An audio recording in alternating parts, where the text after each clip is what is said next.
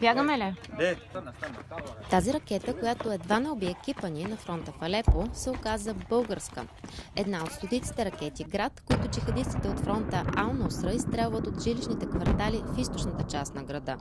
След месеци под обсада от силите на сирийската армия и въздушна атака от руски изтребители, бунтовниците отстъпиха от позициите си.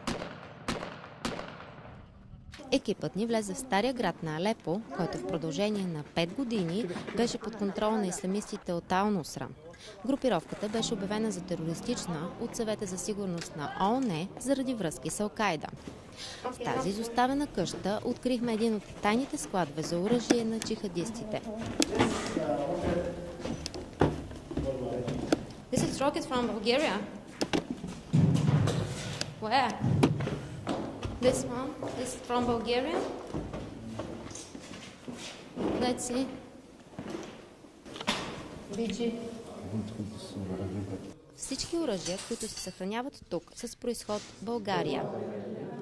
Джихадистите в Алепо използват предимно българско оръжие, произведено в ВМЗ Сопот. В 9 склада, само в стария град на Алепо, бунтовниците от фронта Ал-Нусра са складирали 2 милиона снаряди за тежка картечница и 4000 ракети град с произход България. Тези 122 мм ракети град с обсег на действие до няколко километра са сред най-смъртоносните за цивилното население на Алепо, тъй като падат в жилищните квартали. Освен тях, джихадистите са използвали български боеприпаси с калибър 73 мм за противотанкови оръдия и противотанкови снаряди с калибър 40 мм за РПГ. Износител на боеприпасите е частната оръжейна фирма Аркус АД, град Лясковец, а на етикетите върху съндъците с оръжия има български имена. Тези боеприпаси са подготвени за износ от България през месец юли миналата година. Тази пратка също е тръгнала от България през октомври 2015 година.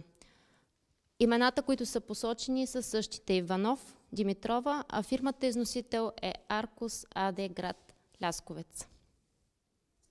Според военни експерти, оръжието, което ислямистите са изоставили след изтеглянето си, е било достатъчно за продължаване на сраженията с още 2 години. За 5 години война загиналите цивилни тук са над 10 000, а 100 000 са ранените само в Алепо.